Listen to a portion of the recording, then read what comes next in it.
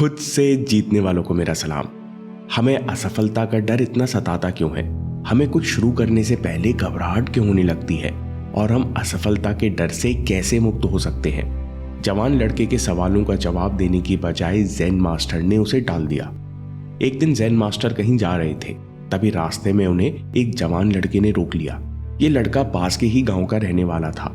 लड़के ने Zen master से कहा, मैं बचपन से होशियार हूँ, सारे काम अच्छे से करते आया हूँ, लेकिन अब जब मैं जवान हो गया हूँ मुझ पर थोड़ी जिम्मेदारी है। अब जब परीक्षा के लिए पढ़ने बैठता हूँ तो मुझे असफलता का डर सता रहा है। अब परीक्षा पास आने लगी है तो मुझसे पढ़ाई नहीं हो पा रही और मुझे कुछ समझ नहीं आता, इसलिए मैं आपके पास आया हूँ। ज़ेन मास्टर ने शांति से लड़के की सारी बातें सुनी और कहा, ठीक है, मैं तुम्हें एक गुफा दिखाने ले चलूंगा जहां तुम्हारे सारे सवालों के जवाब मिल जाएंगे। अगले दिन लड़का ज़ेन मास्टर से मिलने आया और ज़ेन मास्टर उसे कुछ दूर एक प्राचीन गुफा में ले गए। ज़ेन मास्टर ने कहा, हम कुछ देर यहाँ बैठकर ध्यान करते हैं, फिर मैं तुम्हारे सवालों के जवाब दूंगा। लड़का आंखें बंद करके बैठ गया।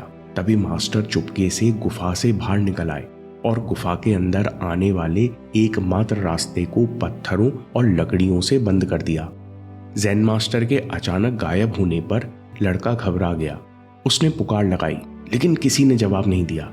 तो लड़का घबराकर गुफा के द्वार की तरफ भागा। जैसे ही वो गुफा के प्रवेश द्वार पर पहुंचा तो हैरान रह गया। ये क्या? यहाँ तो किसी ने गुफा को बाहर से बंद कर दिया है। अब मैं यहाँ से बाहर कैसे निकलूंगा? लड़का उस अंधेरी गुफा में फंसकर काफी भयभीत और परेशान हो गया। लड़का अंधेरी गुफा में भटककर बाहर आने का रास्ता खोजने लगा। वो गुफा में कुछ देर तक इधर उधर भटकता रहा, लेकिन उसे कोई रास्ता नहीं मिला।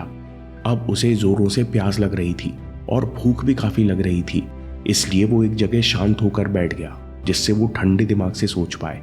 तब अचानक उसे रोशनी दिखाई दी तो लड़का उठकर उस रोशनी की ओर चलने लगा।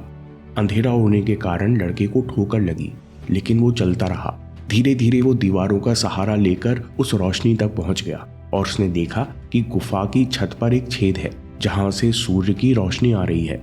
जैसे ही उसने हाथ उस छेद में डाला तो उसे किसी और के हाथ का स्पर्श महसूस हुआ। लड़के ने आसपास के पत्थर हटाए और उसी हाथ को पकड़ लिया और लड़का ऊपर खिंचता चला गया। जब लड़खड़ाते हुए लड़का बाहर आया तो उसने देखा कि वही ज़ेन मास्टर बाहर खड़े मुस्कुरा रहे हैं। लड़का मास्टर को देख गुस्से में चिल्लाकर बोला, क्यों आपने मुझे गुफा में बंद कर दिया? एक तरफ मैं अपनी परेशानी का समाधान के लिए आपके पास आया था और वहीं आपने मेरे साथ ऐसा किया। बाबा ने मुस्कुराते हुए कहा, अच्छा एक बात बताओ, तुम कभी इस गुफा में गए नहीं थे, तो तुम इस गुफा से बाहर कैसे निकले? लड़के ने कहा, मुझे पता नहीं। ज़ेन मास्टर ने कहा, अगर तुम उस गुफा में दोबारा जाकर देखो तो तुम्हें कीड़े बिच्छू भी नजर आएंगे, लेकिन फिर भी तुम बिना डरे आगे बढ़ते गए और बाहर निकल आए। ज़ेन मास्टर ने कहा, इसके 3 कारण हैं। पहला, तुम्हें तेज प्यास लग रही थी और साथ में अपनी जान का डर था, यानी तुम्हें रास्ता खोजने की तीव्र इच्छा थी। दूसरा, तुम्हें एक रोशनी दिख रही थी जिसकी ओर तुम फोकस थे, यानी तुम्हारा लक्ष्य एकदम साफ था। और तीसरी बात, कोई डिस्ट्रैक्शन नहीं था, तुम्हें कीड़े मकोड़े और बिच्छू भी नहीं दिख रहे थे, यानी तुम किसी प्रकार के डिस्ट्रैक्शन से विचलित नहीं हुए। लड़के ने कहा, मैं इन सब से क्या सीख सकता हूँ? ज़ेन मास्टर ने कहा, सबसे पहले स्पष्ट लक्ष्य। जिस तरह तुम्हें अंधेरी गुफा में एक रोशनी दिख रही थी, उसी तरह तुम्हारी आंखों के सामने तुम्हारा लक्ष्य स्पष्ट होना चाहिए और सोते जागते तुम्हारे सामने लक्ष्य ही होना चाहिए। इसलिए हर दिन सुबह जागकर तुम अपने लॉन्ग टर्म विजन को लिखो कि मैं ये परीक्षा क्यों पास करना चाहता हूँ, मैं जीवन में ये क्यों बनना चाहता हूँ। इसे पूरी भावनाओं से लिखो, जिससे ये लक्ष्य पूरे समय तुम्हारी आंखों के सामने स्पष्ट बना रहे। दूसरी बात, तीव्र इच्छा। जैसे तुमको पता था कि अगर मैं इस गुफा से बाहर नहीं निकलूंगा तो मेरी जान पर बनाएगी, वैसे ही तुम्हारे अंदर तीव्रता आनी चाहिए कि अगर मेरा लक्ष्य पूरा नहीं हुआ तो मेरी जान पर बनाएगी, यानी मेरे जीवन में कितना बड़ा नुकसान हो जाएगा, ऐसी तीव्रता मुझको लानी पड़ेगी। तीसरी बात, मजबूत मानसिकता। इन सब के लिए मन ताकतवर होना चाहिए। मन को लगातार भारी घटनाओं, लोगों की बातों का असर होता है।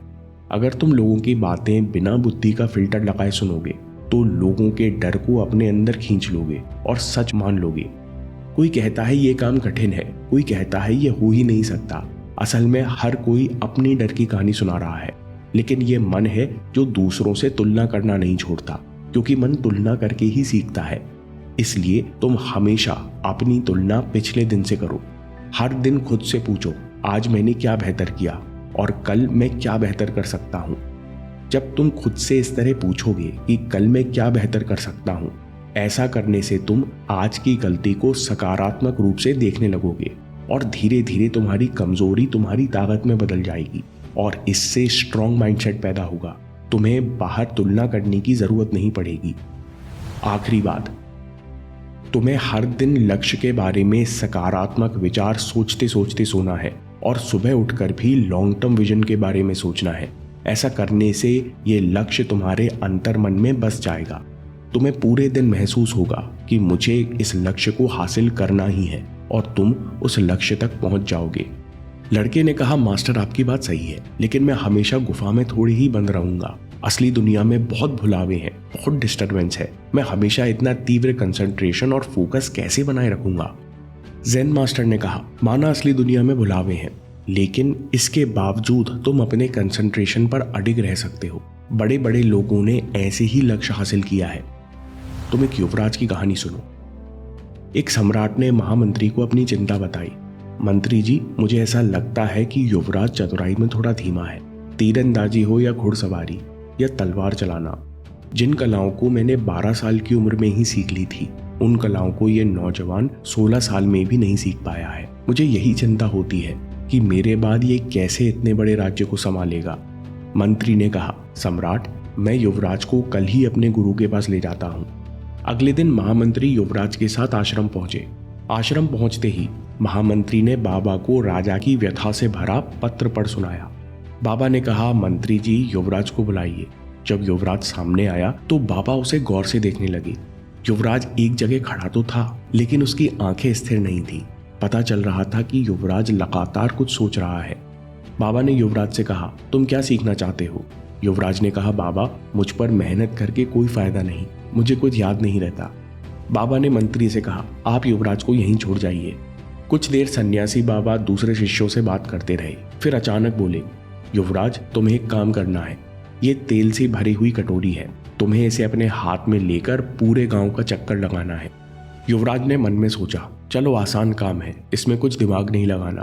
तभी अचानक बाबा ने कहा, युवराज, बस केवल एक शर्त है, तुम्हारे पीछे एक सिपाही तलवार लेकर चलेगा। अगर कटोरी से तेल की एक बूंद भी गिरी तो सिपाही वहीं तुम्हारी गर्दन काट देगा। युवराज की यात्रा शुरू हुई। 16 साल का युवराज, हाथ में तेल से भरा पात्र और पीछे नंगी तलवार लेकर चलता सिपाही। बाबा ने इस यात्रा में अवरोध पैदा करने के लिए रास्ते में कई लोग जमा कर रखे थे। कोई युवराज से बातें करने की कोशिश करता, कोई युवराज का मजाक उड़ाता, कोई सामान बेचने की कोशिश करता तो कोई अचानक युवराज के सामने कूद पड़ता। लेकिन युवराज अपनी आंखें तेल के पात्र पर टिकाए चलता रहा और ऐसे ही चलते चलते वो आश्रम वापस आ गया। फिर बाबा के सामने तेल की कटोरी रखकर गहरी सांस लेकर बोला, बाबा, तेल की एक बूंद भी नहीं गिरी।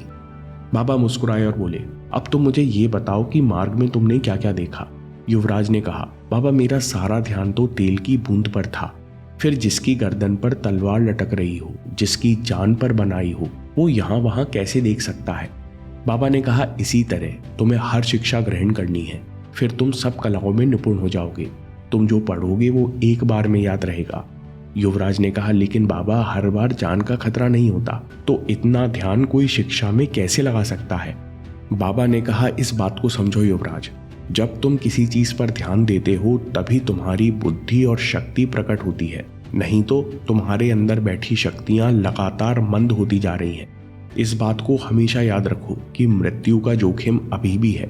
तुम्हारे एक जगह मन न लगाने से तुम्हारी योग्यताएं मर रही हैं। इसलिए जो भी करो उसमें अपना संपूर्ण ध्यान लगाओ। कुछ ही समय में ये तुम्हारा स्वभाव बन जाएगा और तुम्हारे अंदर दबी हुई योग्यताएं उचित समय आने पर प्रकट हो जाएंगी। बाबा की शिक्षा लेने के बाद युवराज वापस लौट गया। उसके अंदर सारे द्वंद्व समाप्त हो चुके थे।